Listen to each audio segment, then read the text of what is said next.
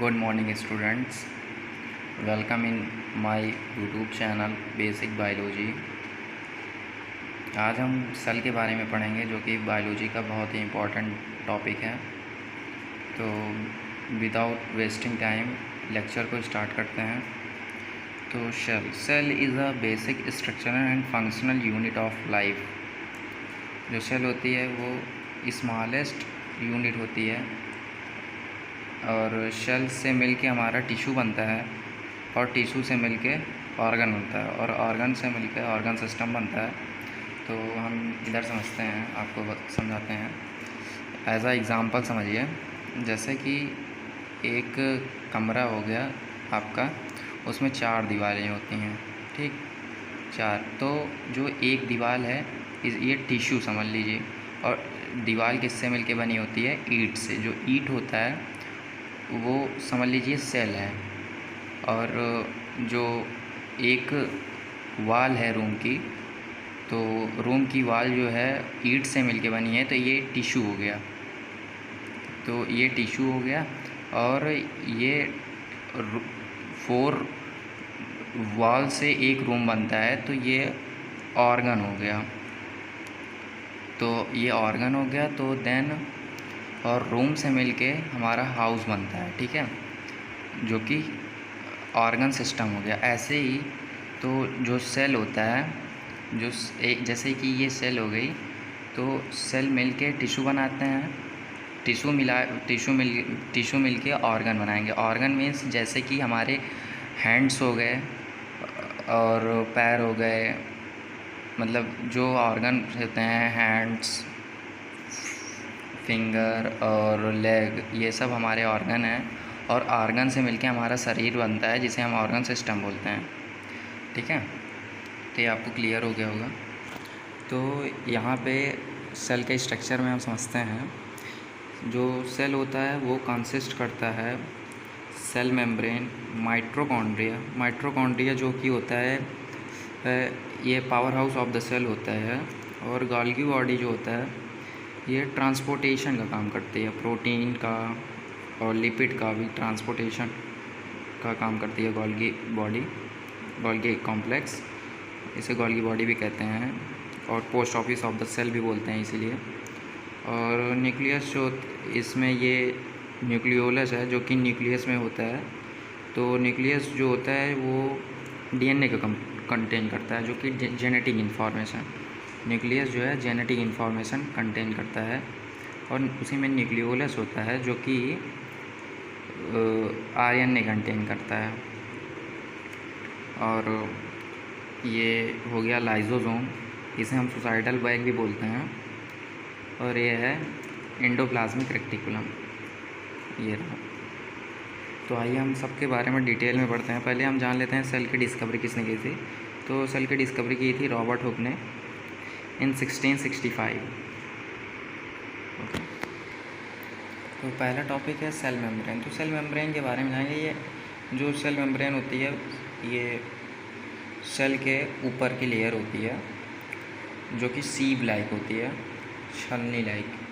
सी मतलब छलनी की तरह होती है, जो कि हमारे सेल को प्रोटेक्ट करती है, प्रोटेक्शन प्रोवाइड करती है, और एक्सटर्नल इन्वायरमेंट से सेफ रखती है, मतलब कि हार्मफुल चीज़ों को सेल में आने से रोकती है।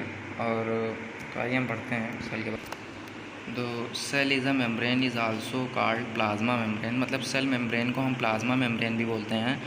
It is a membrane which cover and protects the cell, मतलब कि जो वो मेम्ब्रेन है, ये जो सेल मेम्ब्रेन है हमारी, वो प्रोटेक्ट करती है, मतलब ये पूरे सेल को प्रोटेक्ट करती है। और आगे देखते हैं। It is made up of 40% lipid और 60% प्रोटीन। और ये जो सेल होती है, सेल मेम्ब्रेन होती है, वो 40% लिपिड और 60% प्रोटीन से मिलके बनी होती है। और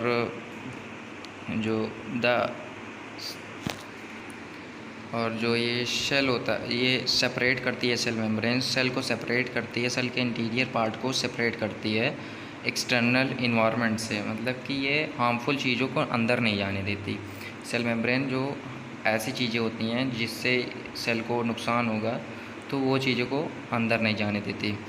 और it is a semi permeable membrane. Semi permeable membrane sieve like होती है, मैंने आपको बताया था, चालनी जिसे बोलते हैं। सीव लाइक का मतलब चालनी की तरह होती है, जो कि छानने का काम करती है। तो सेल मेम्ब्रेन के हम फंक्शन पढ़ते हैं। ये प्रोटेक्शन प्रोवाइड कराती है सेल को। ये प्रोवाइड करता है, प्रोटेक्ट करता है सेल को, मतलब कि एक्सटर्नल इन्वायरमेंट से प्रोटेक्ट करता है। और it gives shape and size, मतलब कि ये शेप भी देता है सेल को। And it gives the boundary of cytoplasm, और ये सेल को बाउंड्री देता है साइटोप्लाज्म की। इट कंटेन्स द, मतलब कि नहीं, ये जो साइटोप्लाज्म है ये सेल मेम्ब्रेन में होता है, मतलब सेल मेम्ब्रेन की बाउंड्री में साइटोप्लाज्म होता है। और जैसे अभी हम बताए थे, ये एक्ट करती है फिजियोलॉजिकल सीव की तरह एंड परमिट करती है सेलेक्टिव मटेरियल्स को, मतलब जो मटेरियल्स यूज़फुल हैं उसे ही परमिट देगी for cell membrane, from cell membrane. ठीक है, अभी जो ये साइटोप्लाज्म है हम इसके बारे में पढ़ेंगे, जो कि बाउंड्री है सेल मेम्ब्रेन की। तो साइटोप्लाज्म जो होता है कि cytoplasm is the region between cell membrane. ठीक, तो cytoplasm is the region between cell membrane. ठीक है, और ये सेल मेम्ब्रेन के बीच में होती है साइटोप्लाज्म। और cytoplasm is consist electrolyte, water, protein, carbohydrate, मतलब ये इतने चीज़ों को कंटेन करती है। और cytoplasm contains of number of organ, और ये कुछ नंबर ऑफ ऑर्गन्स को भी कंटेन करती है, जो कि हैं nucleus, Golgi body, lysosome, mitochondria, endoplasmic reticulum. Okay, तो फर्स्ट ऑफ ऑल मैं न्यूक्लियस पढ़ेंगे। It is the largest structure present in almost at the centre of cell, मतलब कि ये सेंटर ऑफ सेल में रहती है, सेल के बीच में होता है। और ये कंटेन्स करता है क्रोमोसोम को। It is more less spherical in shape. ठीक है, and it is bounded by nuclear membrane, और ये जो है न्यूक्लियर मेम्ब्रेन से घिरा हुआ होता है। And it contains the nucleolus which is highly coiled structure, मतलब ये एक, इसके अंदर जो ये न्यूक्लियस है, ये आप न्यूक्लियस देख पा रहे हैं बड़ा सा, और इसके अंदर एक न्यूक्लियोलस होता है जो कि हाईली कोलाइड होता है। एंड तो आगे देखते हैं, जो कि न्यूक्लियस क्या कंटेन करता है, राइबोसोम को। तो न्यूक्लियस राइबोसोम को कंटेन करता है, और राइबोसोम मीन्स कंटेन करता है आरएनए। तो एक इम्पॉर्टेंट नोट है जो कि आ सकता है एग्ज़ाम में, जो न्यूक्लियस होता है, न्यूक्लियस जो होता है वो डीएनए कंटेन करता है। DNA means genetic information, genetic material means genetic information. जैसे आप देखते होंगे कि जो कैरेक्टर्स पेरेंट्स के होते हैं, वही कैरेक्टर्स कई चाइल्ड में भी आते हैं। तो वही ये डीएनए का कमाल होता है, जो कि जेनेटिक मटेरियल्स को कंटेन करता है। और डीएनए हेल्प करता है प्रोडक्शन ऑफ क्रोमोसोम में, और ये प्रोडक्शन ऑफ क्रोमोसोम में भी हेल्प करता है।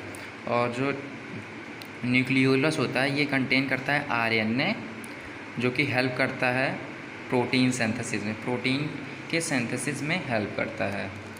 और आगे इसका फंक्शन क्या है, साइटोप्लाज्म का फंक्शन है, न्यूक्लियस हम पढ़ रहे हैं, सॉरी, न्यूक्लियस का फंक्शन होता है it controls all cellular activities, मतलब सेल्स की जितनी भी एक्टिविटीज़ हैं, ये सेल की जो एक्टिविटीज़ होती है इसे न्यूक्लियस कंट्रोल करता है। ठीक है, तो अब हम आगे पढ़ेंगे जो कि माइटोकॉन्ड्रिया। तो हम माइटोकॉन्ड्रिया के बारे में पढ़ेंगे। तो माइटोकॉन्ड्रिया के फर्स्ट ऑफ ऑल मैं बता दूं, माइटोकॉन्ड्रिया की डिस्कवरी जो है 1857 में हुई थी। अल्बर्ट वॉन पोलिकर ने की थी, फिजियोलॉजिस्ट थे उन्हीं ने। तो माइटोकॉन्ड्रिया क्या होता है? Mitochondria are small intracellular organ present in the cytoplasm. जैसा कि हम आपको बताया था कि ये साइटोप्लाज्म कंटेन करता है माइटोकॉन्ड्रिया, गोल्गी बॉडी, इसको सबको। तो वही यहाँ पे लिखा है। और आगे पढ़ते हैं। Mitochondria is also known as power house of the cell. ठीक है, माइटोकॉन्ड्रिया जो है power house of the cell भी होता है, कहा जाता है, क्योंकि cell because it produce the chemical energy, क्योंकि ये प्रोड्यूस करता है chemical energy in the form of ATP, adenosine triphosphate. ठीक है, मतलब कि ये ATP के फॉर्म में, एडेनोसाइन ट्राईफॉस्फेट के फॉर्म में एनर्जी को प्रोड्यूस करते हैं, इसीलिए इसे power house of the cell भी बोला जाता है माइटोकॉन्ड्रिया को। Then the mitochondria are made up of protein and phospholipids and some ribonucleic acid. जो माइटोकॉन्ड्रिया है ये बना हुआ होता है प्रोटीन से, फास्फोलिपिड से एंड कुछ राइबोन्यूक्लिक एसिड से। ठीक है, तो mitochondria contains two layer of membrane. First वाली तो स्मूथ लेयर होती है, ठीक है, और सेकंड वाली जो होती है वो फोल्डेड शीट होती है of tubule cell, tubule called crystal. तो जो आउटर लेयर है वो स्मूथ है और इनर लेयर फोल्डेड शीट में होती है। तो mitochondria is discovered in 1855 by physiologist Albert von Kolliker. ठीक है, अब हम पढ़ेंगे गोल्गी अपरेटस के बारे में। तो गोल्गी अपरेटस को हम गोल्गी कॉम्प्लेक्स कहते हैं, और गोल्गी अपरेटस ये सेल में आप देख पा रहे हैं जो ये कप लाइक स्ट्रक्चर है ना, ये गोल्गी कॉम्प्लेक्स है। इसका कई नाम है, Golgi apparatus, Golgi complex, Golgi and post office of the cell. और इसकी एक्चुअली ये जो डिस्कवरी हुई थी ना गोल्गी की, तो गोल्गी की डिस्कवरी हुई थी किसके द्वारा? कैमिलो गोल्गी, इनके नाम में इनका है कैमिलो गोल्गी। और 1898 में 1898 में हुई थी। तो Golgi body is also known as post office of the cell, इसे post office of the cell भी कहते हैं। It is a cup shaped structure, जो कि ये कप की तरह होता है, जैसे कि ये आप देख सकते हैं, ऐसे कप लाइक स्ट्रक्चर होता है। और हम आपको बताए थे कि इसका हम एग्जाम्पल हम ले सकते हैं, जैसे कि फ्रेंड्स। तो हम अगले वीडियो के आगे से स्टार्ट करते हैं गोल्गी बॉडी। तो Golgi body is also known as post office of the cell. जो ये गोल्गी बॉडी है इसे post office of the cell बोलते हैं। और ये जो इसका देखिए घुसा हुआ पार्ट है, इसीलिए इसको कप शेप स्ट्रक्चर बोला जाता है, क्योंकि इसमें, और जो कि सिचुएटेड होता है between the nucleus and apex of the cell. ठीक है, और एपेक्स ऑफ द सेल का मतलब समझ रहे हैं? एपेक्स पे, सेल के एपेक्स पे, और किसके बीच में? अरे यार, न्यूक्लियर एंड सेल के एपेक्स के बीच में होता है ये। और ये जो जैसे कि ये इसके सेल के एपेक्स और न्यूक्लियस के बीच में है ये गोल्गी बॉडी। और ये it is double membrane organelle है, और ये डबल मेम्ब्रेन ऑर्गेनल होता है। और इसकी डिस्कवरी की थी कैमिलो गोल्गी इन 1898। और इसका फंक्शन होता है, इट इज़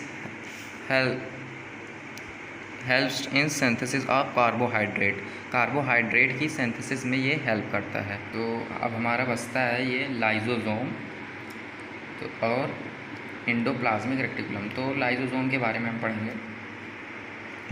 ये हमारा लाइजोसोम है। लाइजोसोम को हम सुसाइडल बैग भी बोलते हैं, और डिटेल स्टडी करते हैं। आइए, जो it is also known as suicidal bag of cell, spherical shape like structure which is filled filled with digestive enzyme. ठीक है, जब इस स्फेरिकल सेक लाइक स्ट्रक्चर है तो फिर सेक लाइक है तो भाई इसमें कुछ फिल्ड तो होगा ही, तो इसमें जो है डाइजेस्टिव एंजाइम फिल्ड होते हैं। ठीक है, and these enzyme made up of RER। तो हम लाइसोसोम के बारे में पढ़ेंगे। वीडियो कट हो गई थी गलती से, तो उसके आगे हम पढ़ेंगे फिर से। It is also known as toroidal bag of the cell, spherical shape like structure. ये स्फेरिकल शेक लाइक स्ट्रक्चर होगा। शेक लाइक है, इसका मतलब इसके अंदर कुछ फील्ड होगा, तो डाइजेस्टिव एंजाइम फील्ड होता है इसमें।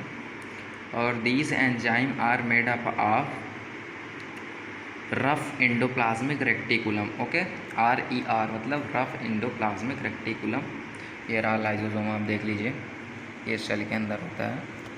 तो and digestive enzyme helps to break down the complex substance. जो डाइजेस्टिव एंजाइम होते हैं वो क्या करते हैं, आप ये देखिए, जो जैसे कि कोई ये कॉम्प्लेक्स सब्सटेंस है, इसको ब्रेक डाउन करके छोटे छोटे पार्ट में कर देते हैं। ठीक है, सिंपल सब्सटेंस।